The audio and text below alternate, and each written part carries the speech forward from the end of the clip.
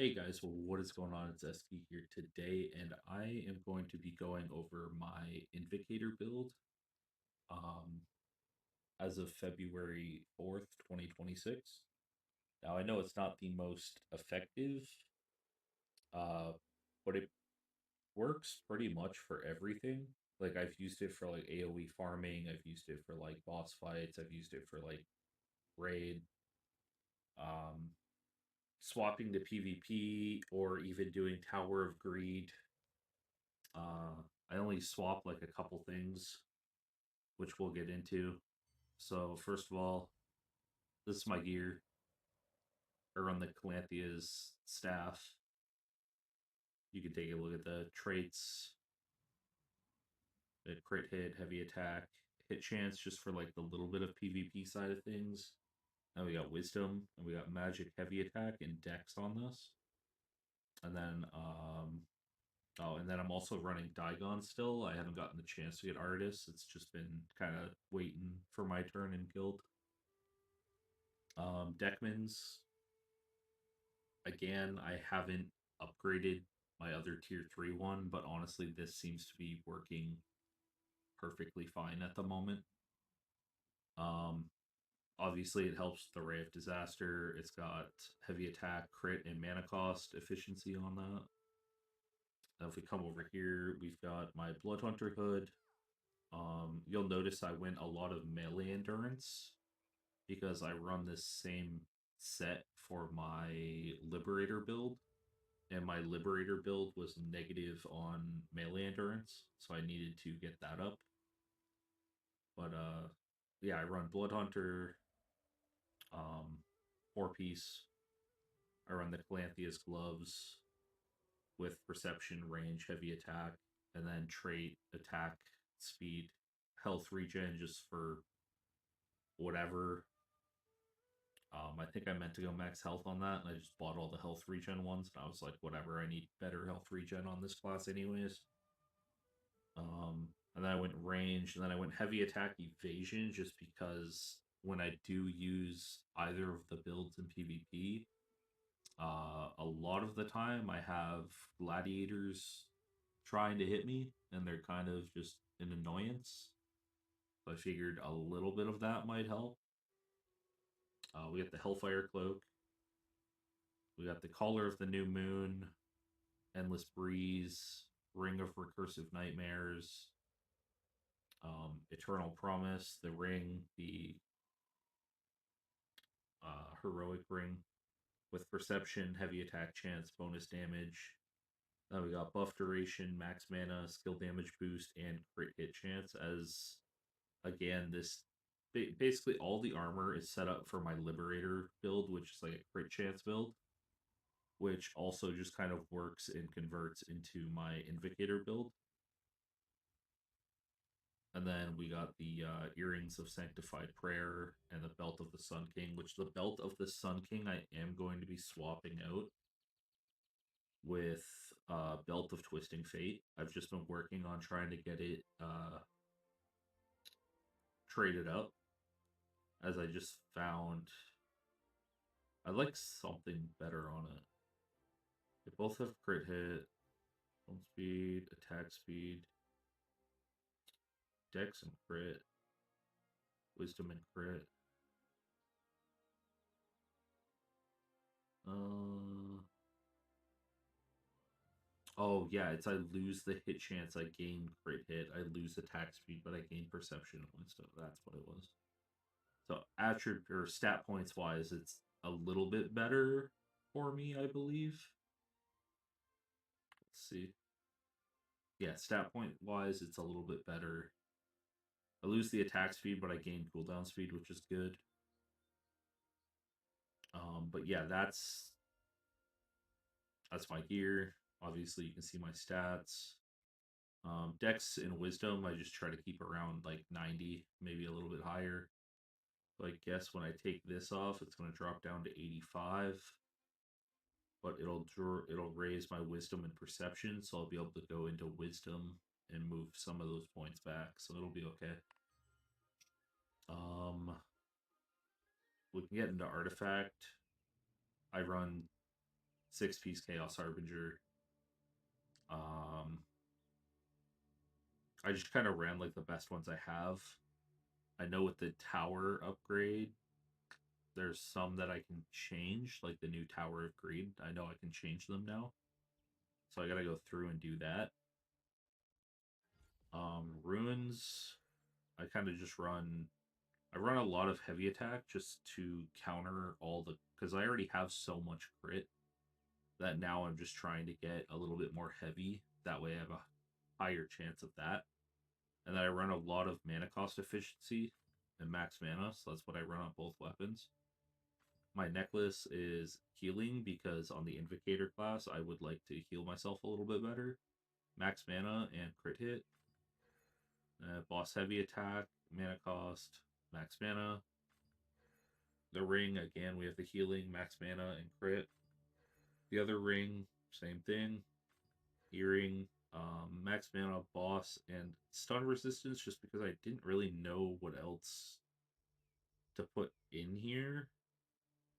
And again, when it comes to like the PvP side of things, it's just kind of like nice to have that chance of like resisting the stun. The belt kind of just keeps along with the theme of everything else, with basically just max mana, mana cost, and crit. And then if we want to go weapon mastery, I can show you that really quick. So this is the staff. We went mostly top right, a little bit into the bottom right, a little bit over here, and then we got like the endurance expertise and the max health. The max health,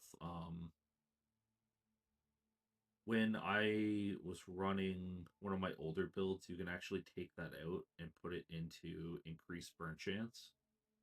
But you already have such a good chance of burning things running the staff that I didn't really find it a problem. So I mean, like, you could also put it here and get like mana regen and crit hit chance, or you can put it here and just get like more mana regen. Like, you can kind of just, towards the end, you kind of just have like 10 to 20 points that you can put kind of just wherever to fill what you might need. um this is my wand. We went mostly the top, a little bit into the bottom here, and then down here. And then we did Nightmare, of course, because we want to sleep things. And then if we're going over the overall mastery skills, I went with Dragon Ascent. It does drain my mana. I am looking at possibly swapping it with something else. I just haven't really looked too far into it. I like Deadly Viper just because it gives it that other, like, damage over time. Falling Flower obviously pairs really well with Dragon Ascent, as it just deals more damage for every like 10% of mana. And then obviously Potential. Potential's a amazing thing to have, as it just boosts all your stat points by 1, which is why I have 11 fortitude instead of 10. So that really pushes like my strength to 50 instead of 49, so I can put that point somewhere else. So it's great for that. Take a look at the skills. We haven't done that yet. So I use the wand block, focus fire bombs, chain bolt, ice spear bombardment, judgment lightning, fireball barrage, curse explosion, hellfire rain, touch of despair, ray of disaster, high focus, enchanting time, valorous barrier. Then I use vampiric contract, full corruption, mana ball eruption, noble revive, selfless soul, flame condensation, mana amp, and forbidden sanctuary. And then if we go into skills specialization, I got the first 2 in focus firebomb. I got the first one in chaining bolt. First and the fourth one in fireball barrage. the first in the Ice Spear Bombardment, the second in High Focus, the first two in Hellfire. Then we go to the Wand. I got the second in Touch of Despair, second and third in Curse Explosion, first in Enchanting Time, first and third in Valorous Barrier, first, third, and fourth in Ray of Disaster. And that is it.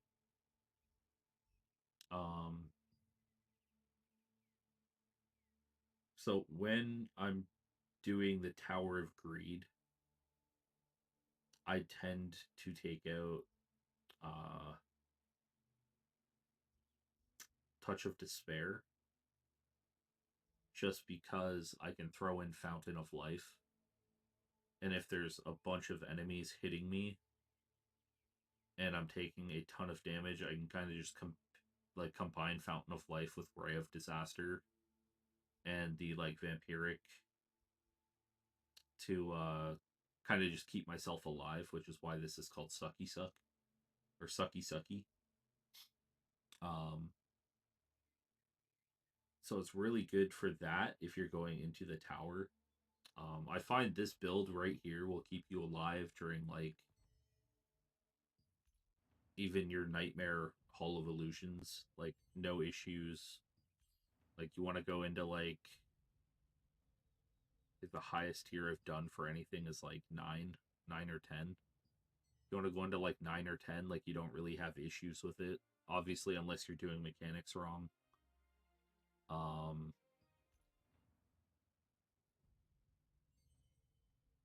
The Tower of Greed so far has been relatively simple. I haven't had any issues, and here I can even show you where I'm at on that. And I've done this all solo. So if you look, I'm on Twilight state at floor 6 right now. I only have a couple more floors through Twilight, and then I go into Abyss, and then after Abyss I'm done. So I've already made it through the Awakening. I made it through Dawn. I made it through Dusk.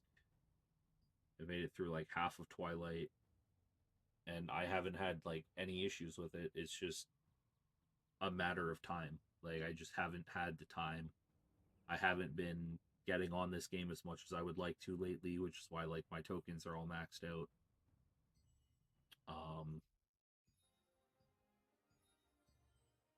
But yeah, this build will get you through pretty much anything.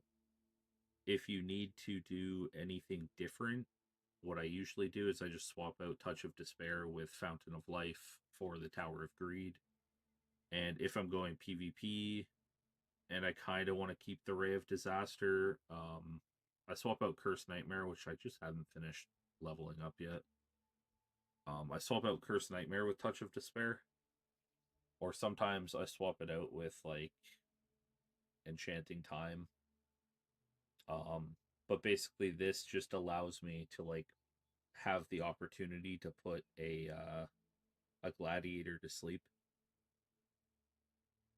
And usually if I can sleep them, I can kill them before they're awake. So it ends up working out. But anyways, that is my Invocator build. And I will also be posting my Liberator build. But if you guys want basically my quest log or anything like that, I can post that down in the description. But I'm going to end this. I'm going to make the Liberator build really quick. So hopefully you guys will check that out too. But I will see you guys later. And I hope you guys have a great day.